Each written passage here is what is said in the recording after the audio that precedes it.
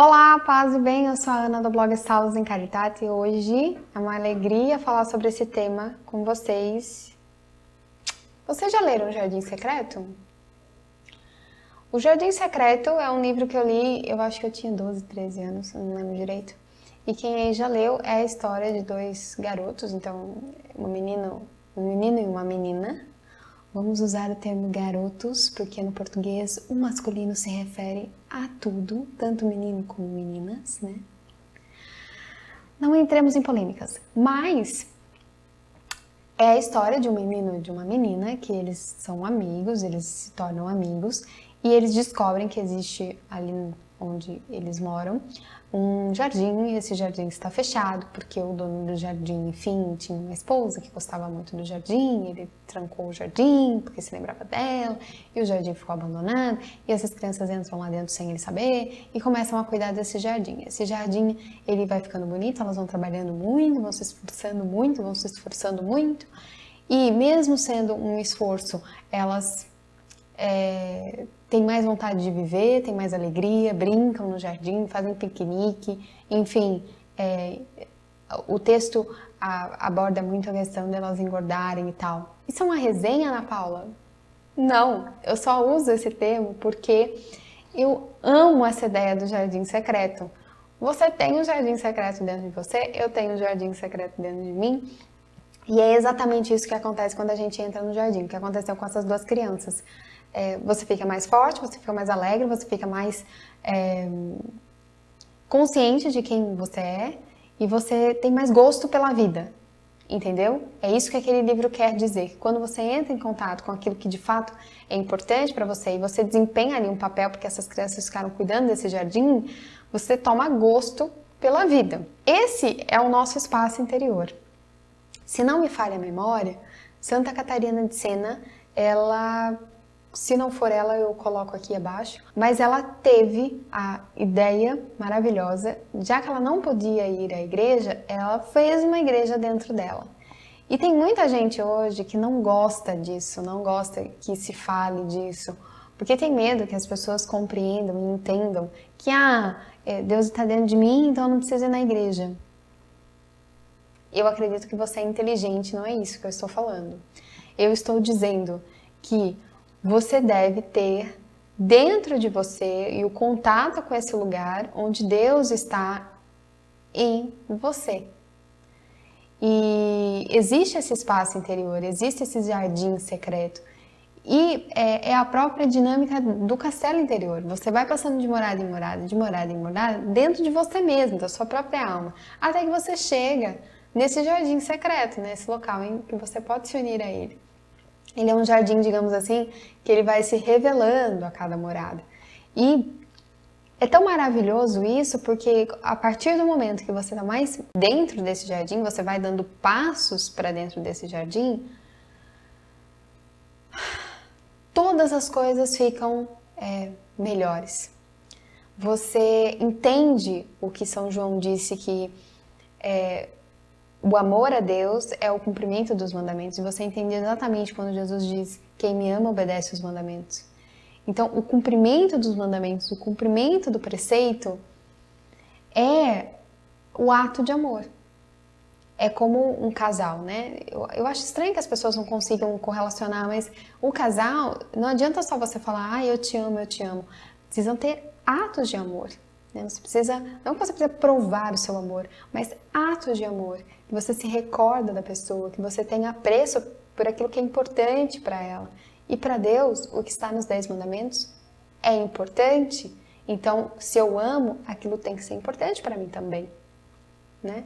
E a convivência com ele nesse espaço interior te faz ter clareza disso, do que ele gosta e do que ele não gosta. E te dá alegria, contentamento de fazer aquilo que o agrada. Mas isso só acontece se você tem esse desejo de se colocar nesse jardim secreto. Eu acredito que é uma das coisas mais maravilhosas que você pode colocar como meta. Descobrir como é que você pode dar passos para dentro do centro desse jardim secreto. Separar um tempo na sua vida para que você possa se prontificar a ficar com Ele nesse jardim secreto. Nesse lugar em que é você e Ele cuidando do jardim que é a sua alma. E você é participante disso. Ele te ensina a fazer isso. Ele te diz, olha, isso aqui, essa planta aqui não tá boa, isso aqui é uma erva daninha. Tira isso, faz isso, queima isso, transforma isso, melhora essa árvore, melhora essa planta, coloca uma estaca aqui. Então, isso é o que ele faz. E você só consegue fazer isso quando você está em oração dentro desse jardim secreto. Porque muitas vezes a gente faz as orações, mas não tem esse recolhimento para dentro do jardim. Esse é o primeiro passo que Santa Teresa diz, é o recolhimento. Você recolhe os sentidos, o visual, o auditivo, o tato, a fala, você recolhe tudo para dentro desse espaço. E lá você só tem ouvidos, olhos e sentidos para ele. E isso pode nunca se reverberar para fora, né? Você pode ficar no silêncio, na quietude. E é impressionante, quanto mais você fica nesse jardim secreto, mais você quer ficar. Então, muitas coisas do mundo passam a ficar muito sem sentido para você, porque aquilo não faz parte do universo que você descobriu. E é importante também que eu diga, né? A dinâmica desse espaço interior é diferente para mim e para você. Mas é importante que você saiba que você precisa ter esse ímpeto todos os dias, de entrar dentro desse espaço interior, de fazer a oração dentro desse espírito de recolhimento, dentro desse espírito de que você... existe um lugar dentro de você que é só você e ele. E esse lugar, ele faz com que todas as outras coisas, a vivência dos mandamentos, a Santa Missa, qualquer ato de amor que você venha fazer, ou melhor, qualquer ato que você faça se torna um ato de amor, porque você faz sob os olhos dessa pessoa que está no seu espaço interior e que cuida de você. E aí você consegue compreender exatamente o que é ser um sacrário. É impressionante que uma vez eu escutei um protestante falando que ele acha estranho que nós católicos acreditemos que Jesus eucarístico é Jesus e nós o recebamos corpo e sangue em nós e não exista nada transformador verdadeiramente em alguém que recebe Jesus mesmo. Entende? Eu entendi o raciocínio dele. E isso acontece pelo nosso coração de pedra. O Papa Francisco falou recentemente que o coração de pedra ele gera falta de fidelidade. E é exatamente isso que acontece com a maior parte de nós. O coração de pedra, ele recebe Nosso Senhor, mas Nosso Senhor não encontra ali, assim como a semente não encontrou no terreno da parábola do semeador, um terreno fértil. Ele não encontra um sacrário, ele não encontra um lugar, um jardim que foi cuidado para o receber. Ele não encontra. Então, eu acho que essa é a nossa maior preocupação, depois da preocupação principal de ter uma imagem de Deus fidedigna, uma imagem de Deus real, né? De ter esse ímpeto de buscá-lo. A segunda coisa é ter o ímpeto de dar os passos para se unir a Ele, de silenciar, de recolher, de ter de fato o que chamam de intimidade com Deus. Mas eu vou te dizer, se você não fizer isso, se você não fizer esse momento de silêncio, de recolhimento, em que você só fica debaixo dos olhos dele, não tem intimidade, obviamente. E é interessante, né? Nós vimos recentemente a parábola, novamente, como todos os anos vemos, a parábola do filho pródigo. Muitas de vocês, assim como eu, podem se identificar com o filho pródigo em muitos momentos da vida, mas existe também a outra face, né? O filho que ficou. E eu sempre, na maior parte da minha vida, me identifiquei com o filho que ficou, porque ele não saiu da casa do pai, então eu sempre estive dentro da igreja, embora alguns momentos eu me identifique com o filho pródigo, a maioria dos momentos eu me identifico com o filho que ficou, mas é um filho que ele tinha um coração que não estava aberto à graça, que estava constantemente sendo derramada na casa do Pai. Ele não via a graça, ele não via ali graça, ele via mais graça no que era feito pelos outros.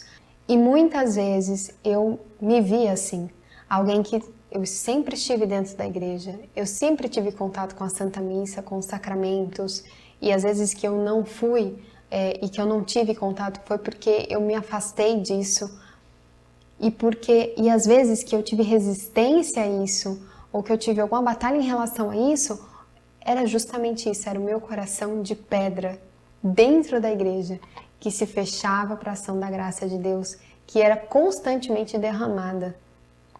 E hoje, a maior parte de nós também vive assim.